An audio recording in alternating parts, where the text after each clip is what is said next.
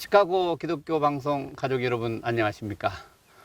오늘 저는 아모스의 고향에 와 있습니다. 아모스 선지자가 활동하던 그 지역인데요. 여기서 우리 강태윤 선교사님하고 함께 이 아모스 선지자와 그리고 이 지역에 얽힌 얘기들을 한번 좀 나누도록 하겠습니다.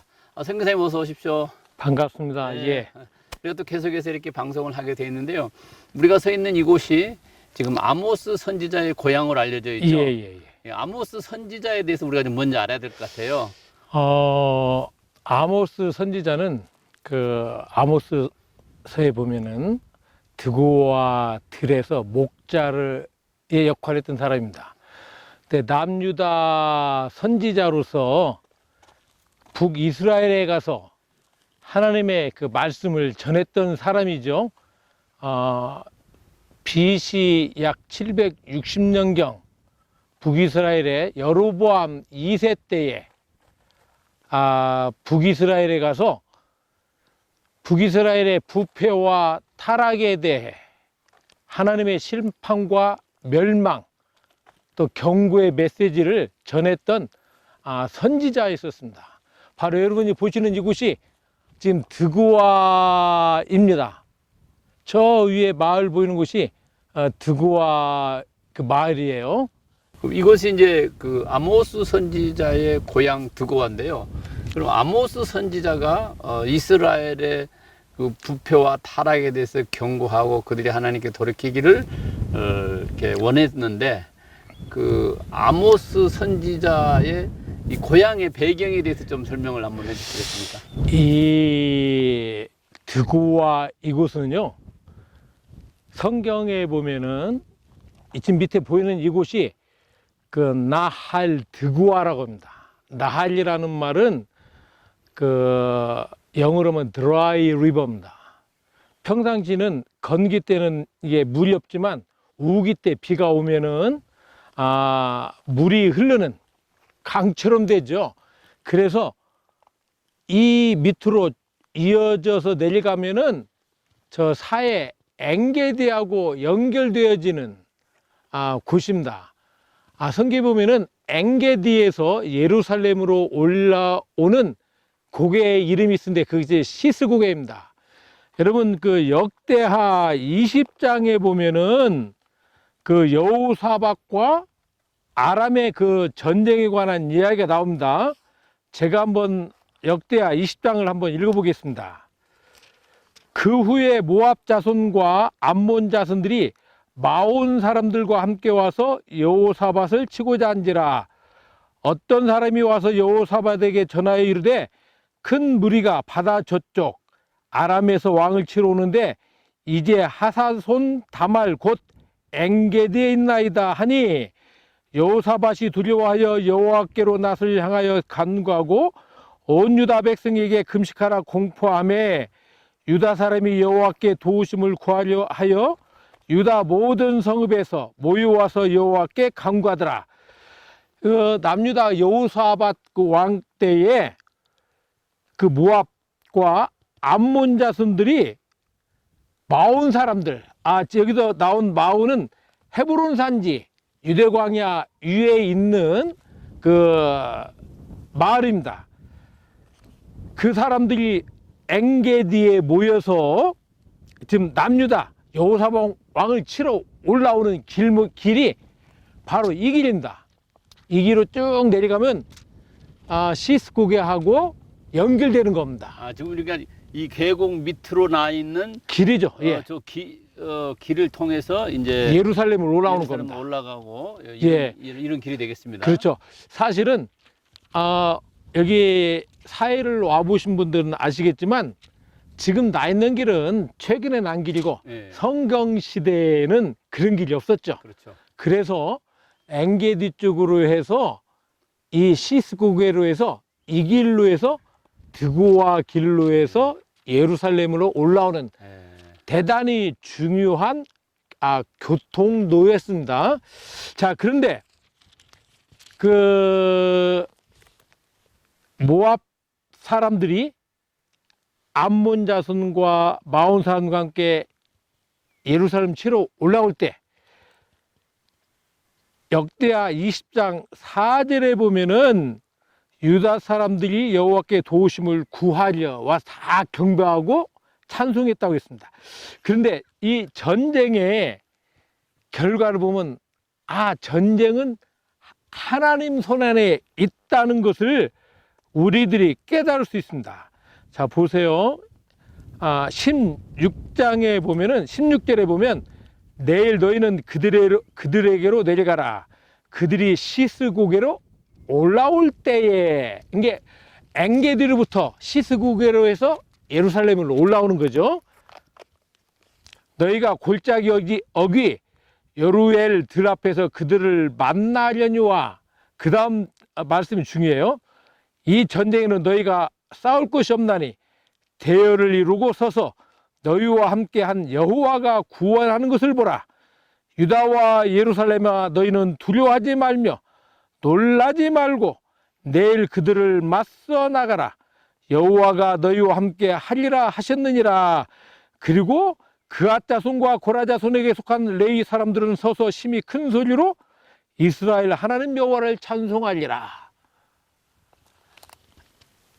하나님께서 이스라엘 민족을 구한 장면이 이 역대하 20장에 나옵니다.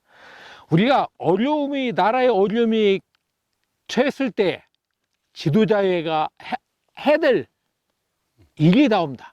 여호사밧은 땅에 머리를 댔고 하나님께 간구했고, 모든 백성들이 나와서 찬송함으로 아람과의 전쟁에서 승리했다는 것을 우리는 역대하 20장에도 볼 수가 있습니다. 바로 그 장소가 바로 이곳입니다.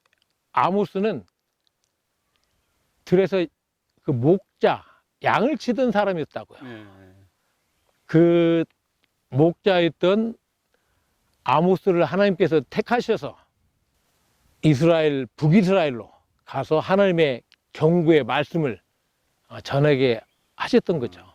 그 사실 그러면 남유다의 사람을 선택해서 북이스라엘로 갔죠. 북이스라엘로 보내서 북이스라엘에게 지금 경고를 하고 계시는 하나님의 모습을 보게 됩니다. 아모스를 통해서. 근데 그때 이제 이스라엘에는 경고할 사람들이 없었겠죠. 하나님이 이스라엘 사람 중에서는 아마 쓸 사람이 없었으니까 남유다에 있는 그 아모스를 부르셔서 이제 이스라엘을 경고하고 이제 이런 거 있습니다. 이 계곡에서 실제로 사람들이 양을 치고 그런 게 있나요? 지금 실제로 지금도 이 밑으로 그 아랍 사람들이 양을 치러 다니고요. 제가 그 전에 코로나 전에는 단기 선교팀들이 왔을 때 우리가 이 길도 걸어보고 그랬습니다. 지금 뭐 우리가 뭐 100길 낭떠러지 1000길 낭떠러지 그런 말 하는데 정말 이게 정말 1000길까지는 안 될 것 같지만 아무튼 굉장한 이 낭떠러지고 경사가 가파른 이게 산의 지형입니다. 여기서 참 양을 키운다고 하는 것도 그렇게 쉬운 일 아니까 양도 뭐 굉장히 어렵게 양을 치야 될 것 같아요. 그런데요, 저런데 보면 산 등성에 길이 나 있거든요. 저게 다 양들이 다녀서 생긴 길이에요. 조그만 오솔길 같은 거요. 그러면 양들은 저런데도 자유롭게 줄을 지어서 양들은 앞 양의 그 꽁무니를 따라서 쭉 가다 보니까 저런데 길이 생겨요. 길이 생긴다고요. 실제로 지금도 저런데 보면 동굴들이 있거든요. 천연 동굴이. 저녁에 되면 사나운 짐승들의 울음소리를 들을 수가 있어요. 그래서 시편 23편에 이곳에 와서 이해하는데 굉장히 도움이 되죠. 많은 사람들이 그 푸른 초장으로 인다고 쉴만한 물가라고 인다 보니까 굉장히 그 미국이나 호주, 우리나라 대관령 목장처럼 풀이 많고 그런 걸 생각해요. 그렇지 않습니다.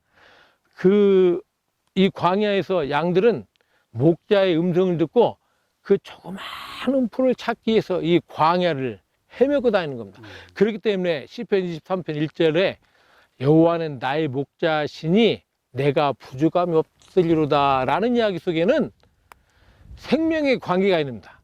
양들이 이 광야, 이 계곡에서 목자의 음성을 듣지 않고 자기 멋대로 간다는 이야기는 곧 죽음을 의미합니다. 양들이 갈 때는 이 짐승들이 다 따라다닙니다. 그래서 그 중에서 떨어지는 양들은 그것은 곧 죽음을 의미합니다. 목자의 음성을 듣고 따라가는 양만이 살아남을 수가 있다는 얘기입니다. 그러니까 다윗은 시편 23편 1절을 쓸 때 하나님과 나와의 관계를 목자와 양의 관계를 통해서 이미 이 광야에서 목자 생활할 때 터득한 사람이에요. 그럼 내가 하나님의 음성을 들어야만 살아남을 수 있다는 것을 다윗은 실제 이 광야에서 깨달았기 때문에 그런 자기의 신앙의 간증과 같은 시편 23편을 쓸 수가 있었다는 겁니다. 그래서 시편 23편에 관한 그림 같은 거 막 푸르르고 물이 있고 막 하얀 양이 그건 잘못된 그림이고요. 이 낮에는 뜨겁고 저녁에는 추운 이 광야에서의 이 목자 생활이라는 것은 정말 힘든 일 중에 하나입니다. 그리고 그 당시에 그 천민 어떤 하위계층의 사람들이 알아주지도 않았던 그런 목자 계급이라는 걸 우리가 이해해야만 시편 23편을 제대로 이해할 수 있겠다는 겁니다. 저런데 가다가 계곡 밑에 가다가 그 양이 자기 멋대로 가면 굴러 떨어져요. 그러면 죽음을 의미하는 겁니다. 그래서 철저하게 광야에서는 양들은 목자의 음성을 듣고 인도하는 대로만 따라가야 되지 자기 멋대로 이 광야에서 그 대열에서 이탈해 간다는 이야기는 곧 뒤따라오는 사나운 짐승들의 밥이 된다는 이야기입니다. 그래서 우리는 이 광야에서 다윗이 고백했던 것처럼 목자 대신 여호와 하나님의 음성만을 듣고 그분 인도하시는 대로 따라가야 우리의 생명이 보존될 수 있다는 것을 우리가 깨달아야 될 줄 믿습니다. 목자와 그 양의 관계를 이렇게 들어보면서 그 관계가 얼마나 중요한가. 단순히 양을 치는 목자이기 전에 양의 생명을 보호하고 또 양을 삶을 보호하고 이것이 이제 목자인데요. 정말 이런 지형이나 이런 계곡에 와보지 않으면 그 말을 이렇게 피부로 와 닿을 만큼 이해하기는 쉽지 않는 것 같습니다. 그래서 저는 많은 분들이 그 성지 순례를 오시는데 기념교회 중심보다는 그 기념교회를 넘어서 실제로 이런 광야 체험을 좀 해보시면 참 좋겠다라고 이야기를 합니다. 직접 본인이 와서 경험하고 체험하고 느껴야 광야의 의미를 이해할 수 있고 다윗이 목자, 그 다음에 아모스가 목자, 그 목자의 심정을 우리가 알 수가 있어요.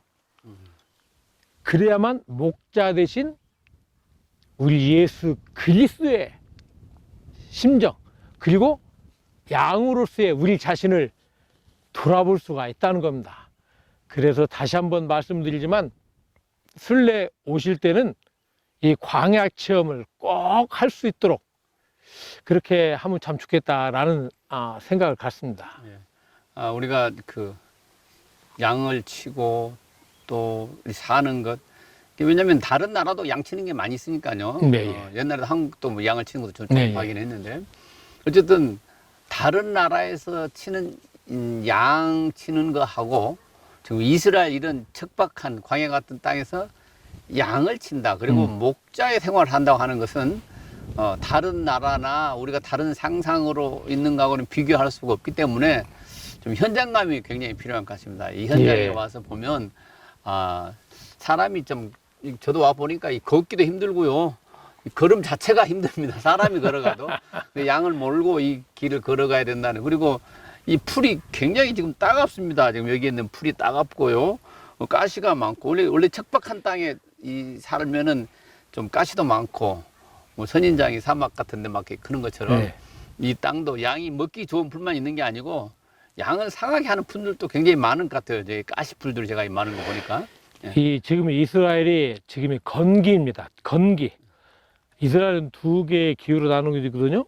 건기와 우기로 나눠지는데, 건기는 보통 우리가 4월 달부터 11월 달까지는 거의 비가 오지 않습니다.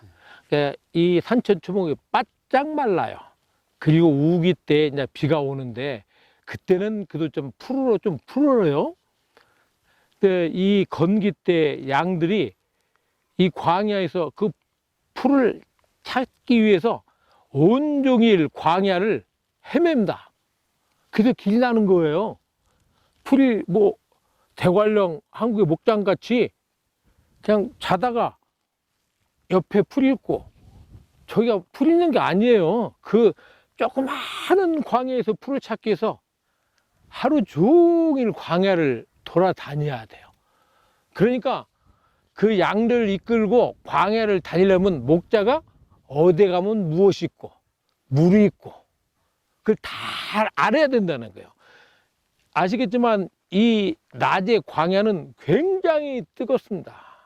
뜨거워요. 오늘도 이 지역 그 온도가 거의 40도예요. 무지무지하게 뜨거웁니다. 그 뜨거운데 요즘은 그래도 모자라도 있고 이런 토시라도 있지만 그때는 아무것도 없거든요. 지팡이나 들고 그 뜨거운 그 광야를 양을 이끌고 간다고 생각해 보십시오. 목자의 그 일이 얼마나 쉽지 않은 고통스러운 일입니다. 사실은. 그런 것 같아요. 예. 예. 오늘 이 아모스의 고향에 와서 목자에 대해서 한번 생각해 보고, 또 우리가 그 신앙생활 하면서도 하나님을 우리의 목자로 그렇게 또 고백을 하는데, 목자가 누구이며 양이 무엇인지에 대해서도 한번 들어봤습니다. 오늘 이게 아모스의 고향에 와서 오늘은 함께 말씀을 나눴습니다.